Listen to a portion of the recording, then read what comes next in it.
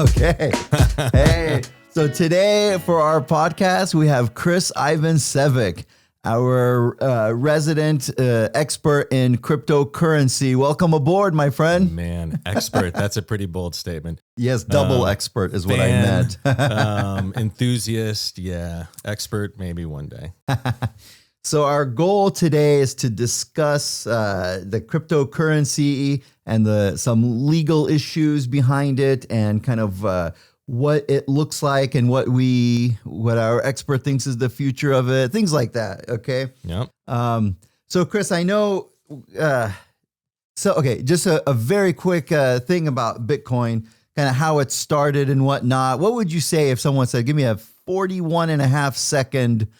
Yeah, I mean, it was a really interesting response that someone, I mean, we know that the pseudonym, Satoshi Nakamoto was at least the acknowledged author of this white paper, but it was really done very intentionally in response to, the 2008 downturn.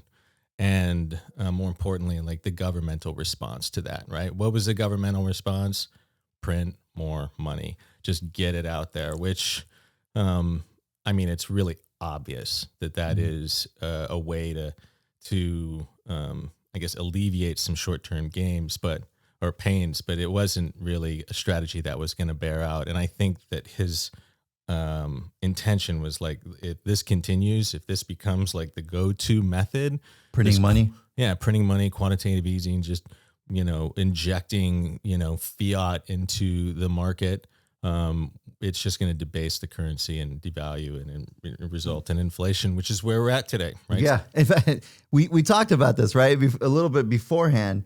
So before the pandemic, there was $4 trillion in existence. $4 trillion. Which is way more even than where we were in 2008. Yes, right. There's $4 trillion and right before the pandemic. Now there's 20 trillion. I know. Yeah. So the feds just, what is the right word? Okay. There's double, triple, quadruple. Quintuple, right? That's what they did with the money. So every dollar in existence, they made $5. I mean, they literally five-folded, because I don't know the right. I mean, what they did is they just blew it up. They've taken it too far. And, the idea that inflation is something that can, we can get under control, I think is a little bit of a fallacy, because it's like that money's still out there. It still exists in the world now.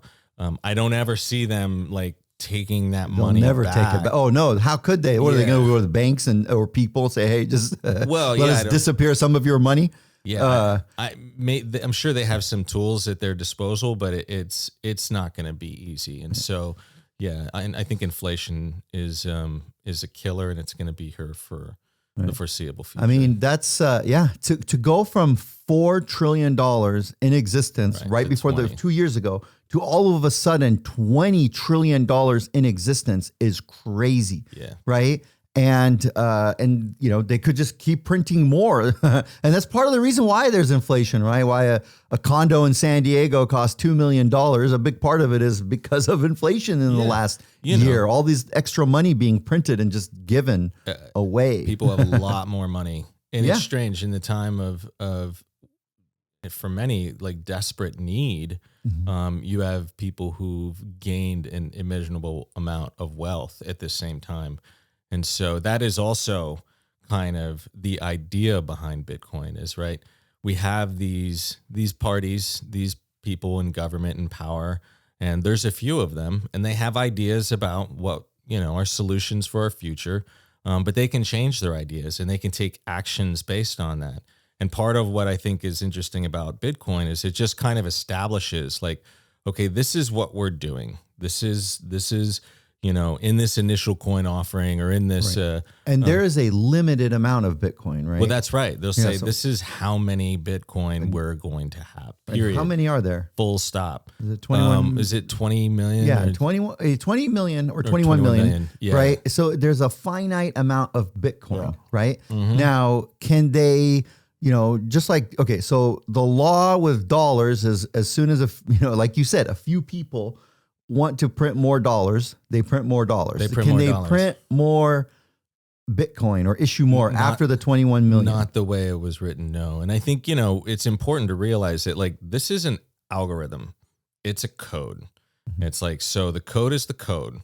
And the code is you don't change the code. Now, I'm sure in other coins and other blockchains, maybe there is a system by which, through consensus, you can do some of these things that you're talking about. But in terms of Bitcoin and being the first blockchain and being the first crypto coin, it's written into the code. It's not changing. It's fixed. It's finite. That's the deal. Whereas dollars and euros and pesos, they can cover a new law that just says we'll just print another $1 trillion or something, right? Yeah, I mean, like they did the last 16 trillion in less than 2 years. They could come up with some grand idea. Some might call it a scheme or whatever. That like it's needed and it's necessary, and we're gonna do that. Ramifications be damned. Right. We got bigger problems to fry in the short term, which is honestly which I think they base their decision on. But yeah, with Bitcoin, there's no changing it, and that's why we're at tens of thousands of dollars, right? Because the value that people place on it is high, and so the supply is fixed, and in this case, scarce. Right, and that's why there are current examples of economies that have been unstable recently, and they've switched to Bitcoin. Like El Salvador has switched more or less to Bitcoin as their. Yeah, I mean that's an interesting experiment. I mean, let's be honest, it's an experiment at this point. But for El Salvador, on the surface, it makes perfect sense, right? You have a country where the majority of the wealth in the country is through remittances, like money being sent from other parts of the world to family members into the country, and they're receiving that. And what they realized is like right off the top, like straight up, there's at least 10 and sometimes 20, 25% of that money that never actually makes it to the citizenry of that country, of El Salvador. So even though their family members or whatever are people that they're invested with, like send them money and have interest in helping them, they lose. Or they buy something from there. Yeah. Yeah. I mean, they're just losing money immediately. So you're talking, okay. So if you're talking also, let's say I have a transaction where I get money from someone from Japan. So I sell something, or somebody from Japan wants to send me money, or somebody from Egypt wants to send me money. So if they want to send me $10,000, it ends up being, I get like 10% of that is taken off before I even see it. Yeah, international transactions are notorious, and it's really simple. I mean, if you think about it, what we're talking about is just a hierarchy of the system, right? We have local banks that have to send money to the regional banks. The regional banks send money to the Fed. The Fed sends money to an agent bank. That agent bank has a deal with the agent bank in another country that says, we'll transact between each other. So now they send it from their agent bank to their version of the Fed, from their version of the Fed to their regional bank, from their regional bank to the local bank. And that's how it goes. And that's why it takes 7 days. Every single step, everybody gets their cut, because everyone's piece of the puzzle. They're providing a service. They're providing value to that system. So and that's why somebody sends me $10,000 from Egypt or Japan, I'm gonna get only 9,000 because I had to pay.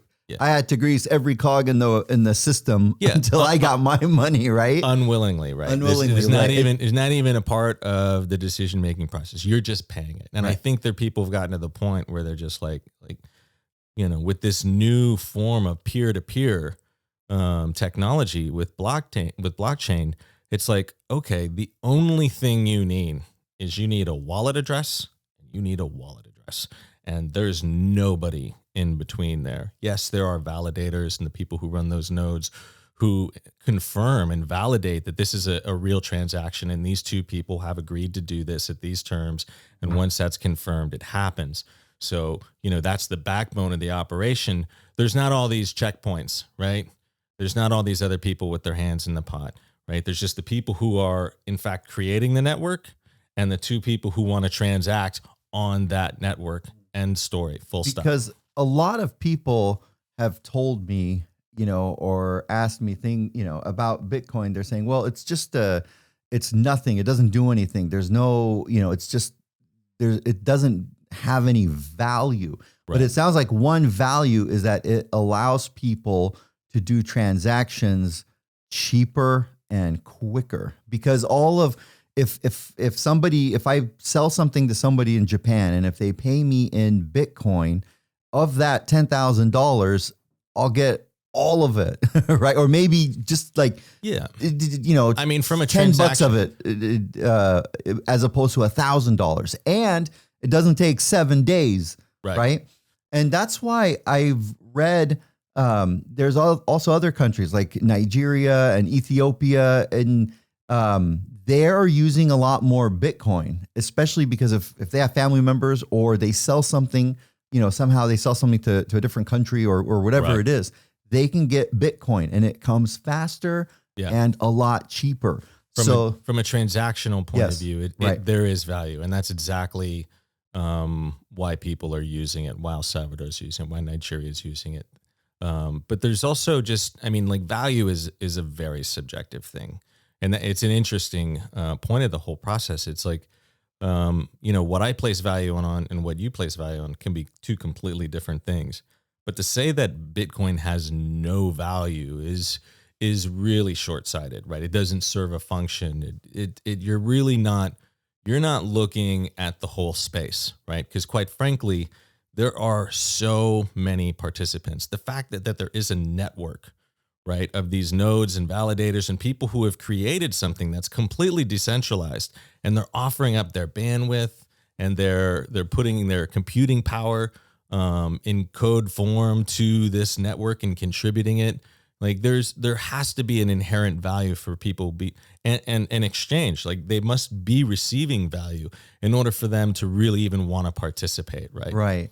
And also, even when it's not transactions from, a different country, even, for example, if somebody, pays me, or I pay somebody, $500, if I pay via a debit card or PayPal for goods and services or anything else, they cut out 3%, like right away, or exactly 2.9% or something. 2.75, Yeah, something like 2.8595. I don't know where we're at today. Yeah, so they just take it out, and then I had to pay somebody, just $800 for something, that they did, right? And I remember, like, they sent me the invoice, and it was one of those things where I could just click it all. And then I kept thinking, I'm like, oh my God, this poor guy, out of that $800, he's like, $25 of it is just going to be gone right away, or $23, whatever it is.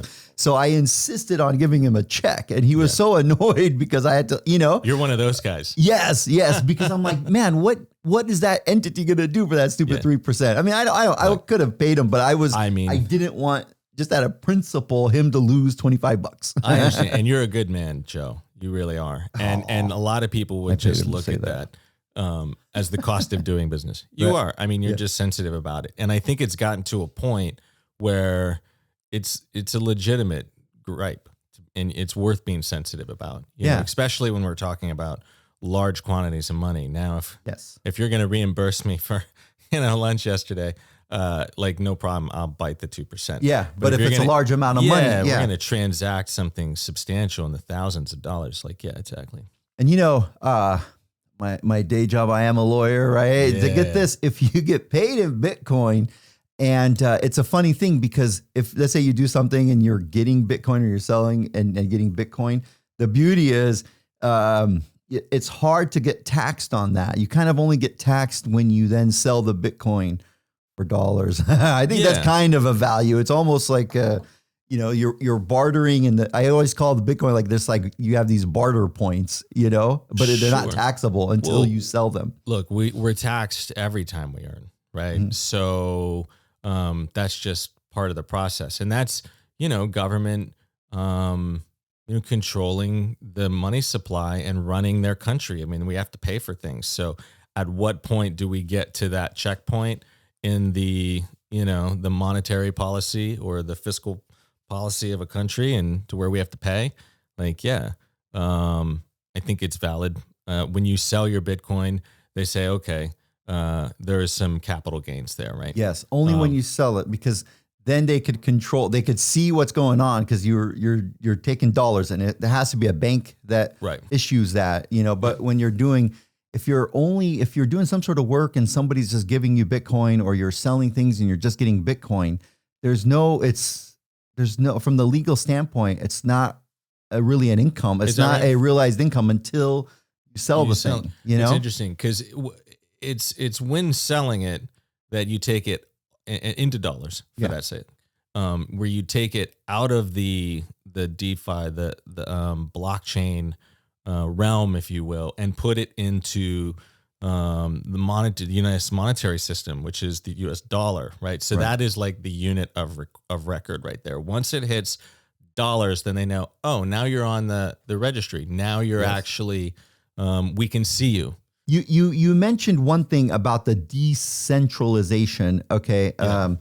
All right. So in terms of dollars and currency, right? And every currency. So let's say a bank has, a bank says you have, $100,000, Jack has $500,000. Jenny has $1 million, Joe Samo is negative $500, overdrawn, negative $500, right? So the bank keeps track of everybody's money, right? Yeah, and they then have to. They have to, They yeah. keep a and ledger. then they keep their own ledger, and when you send some money to somebody, they keep a ledger and they account for it. So everything is in their computer system By law, yeah. right? By law, yeah, and nobody has access to it except them. Well, They're central. You have your own access to your own account. They have access to everyone's. Yeah. And, Yeah, that's what I meant. We have access to our own account. Yeah. And then they have the Bank of America and Wells Fargo. They have access of everyone. It's all centralized in their bank. Yeah. In their bank, right? Yeah. And then that's why when I wired money from one Wells Fargo account to somebody else's Wells Fargo account, and even they charge like $40 for the wire, and they charged me and they charged him. So it was like I think the total was $40. Maybe it was a few bucks more, but all it was is that a little transaction in their own record system that said, $2,000 is going from Joe Samo to, John's Doe. This is part of the gripe, man. Yeah. This is part of, I think, why crypto, there's a lot of factions, if you will, in the crypto space, and people are kind of taking their issue and grabbing onto it. And one of those is just the banks just have so much power to tax us in their own little way for things that just are really unnecessary. Like you shouldn't be charging $40 to move from, literally one database to another. Right. Yeah, right. And it's in the same bank. Yeah. Everyone's got to make money, and I don't really, go on a rant about how people do that as long as they don't hurt people, but it has gotten excessive with banks, and fees are everywhere. And because this whole new system, this peer-to-peer system exists, it's attracted a lot of people. This decentralized system it takes away from the financial banks and the monetary system we've created, and gives more of that control back to the real participants, which is like the guy who's sending you money, or you're sending them money. Like it's really about you two. Like, so just make it about you two, man. Right. Right. As much as possible. How is it? Okay. So then who keeps the Bitcoin ledger? Like we know who keeps the Wells Fargo ledger, and that's Wells Fargo, and in their own little system. Who keeps the Bitcoin ledger? So decentralized finance is a whole network of a ledger. Essentially, every single node and every single participant that's creating that network keeps a copy of the ledger. And so when a transaction is made, everyone gets a copy of that. The whole system has it, right? So if one node goes down, it's totally fine. And we've got, however, thousands others who have a copy of that as well. So there's no compromising one, and then like if someone compromised Wells Fargo's database and hacked it and destroyed all the ledger, and it was unrecoverable, like, oh wow, it would be a major problem. That's because all the power is centralized in one space on their servers, behind their walls, under their security, whatever. Now, if it's decentralized, it means, okay, everyone's got a copy of this. right? It's completely transparent, right? There's no mistaking that this wallet sent this wallet this amount of money, right? Uh-huh. And so, yeah, the ledger system is public in a sense. Okay.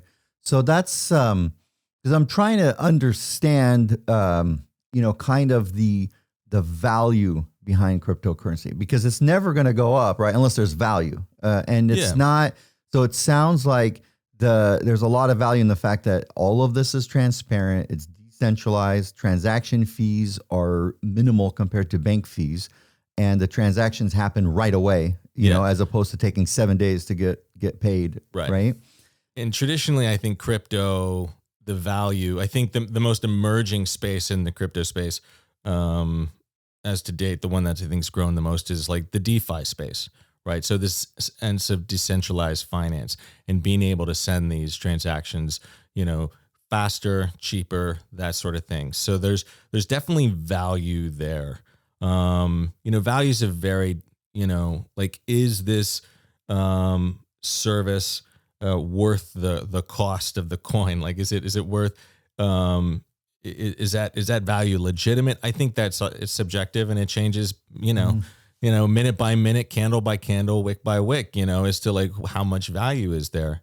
Other spaces, metaverse space, the gaming space is a whole other value proposition, right? That's kind of emerged now. So the sense of what crypto is worth is like, well, you gotta really look at it like industries, the metaverse industry in crypto, the financial industry in crypto.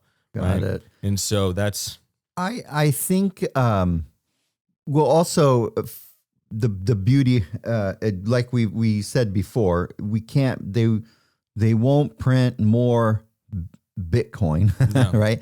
Can they ever, you think, make it illegal? Like some countries, China, for example, have tried to make Bitcoin illegal. I mean, the countries have banned. I mean, it's laughable how many times Bitcoin's gotten banned, right? And someone says, "Oh, it's going to get banned. It's going to get shut down." Bitcoin early on was hacked, right? It was, a lot of Bitcoin was stolen. This was in the first couple of years, I think, or the first year, and it was a total loss of wealth for people, right? And yet here we are still today. I don't think there's anything that could be worse than theft, right? And there's still value. People still see value in the network. Now, it has been confirmed. It was corrected. It has been tested. Bitcoin is supposedly, they say, the most secure blockchain now, right? The system of nodes and the blockchain network that they've created and the validation and the code that is required for all that is pretty like, when you safe. say it was hacked, it was like individual accounts. Like it could only be hacked if it goes into somebody's individual account. It was compromised in a way Yeah. where people were able to skim and pull a bunch of money, and then run off into a particular wallet and then, run off with that. What is the difference? Is there a, between Bitcoin and Ethereum, is there a difference? Like, is Ethereum the same kind of thing? Just a different, is there a sub? It's very different. I mean, it's different and it's not. Give us the Cliff Notes version. It's still a blockchain, right? Mm-hmm. It's still a blockchain platform. It's still based on cryptographic, methodologies.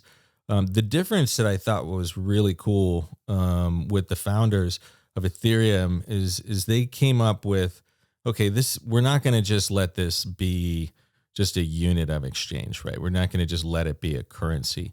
When we can layer this whole other thing on top of it, which was smart contracts.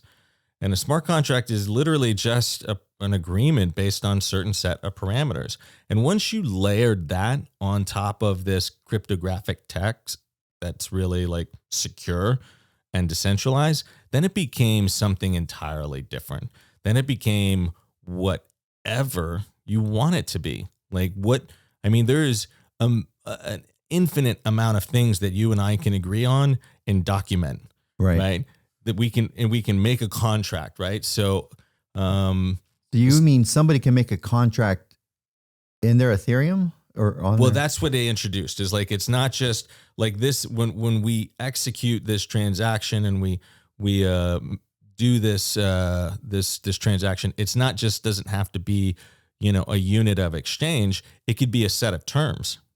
Oh, gotcha. Okay. Like an XYZ terms are all present and agreed to, and I'm sending this to you and you're receiving it and you're accepting these terms as they are. And if these terms exist and are met, then the transaction is completed and validated. So now it's become so much more, right? Now you can place a value proposition on top of that transaction, where it used to just be like, I'm going to give you $1 and, well, I've got $1 now and you don't. That's right? kind of how Bitcoin is, right? That was it, I'll right? exchange something. You had money, you gave it to me, now you don't, and I do. Right? That's currency, right? But now you can talk about this thing. I'm giving you an agreement.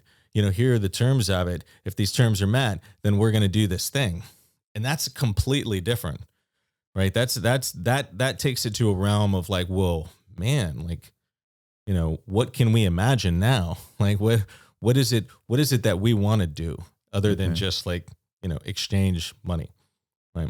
And that's, so it sounds like what you're saying is that then with this blockchain, there's the fact that it can make these transactions happen, like you said, faster, cheaper, more efficiently.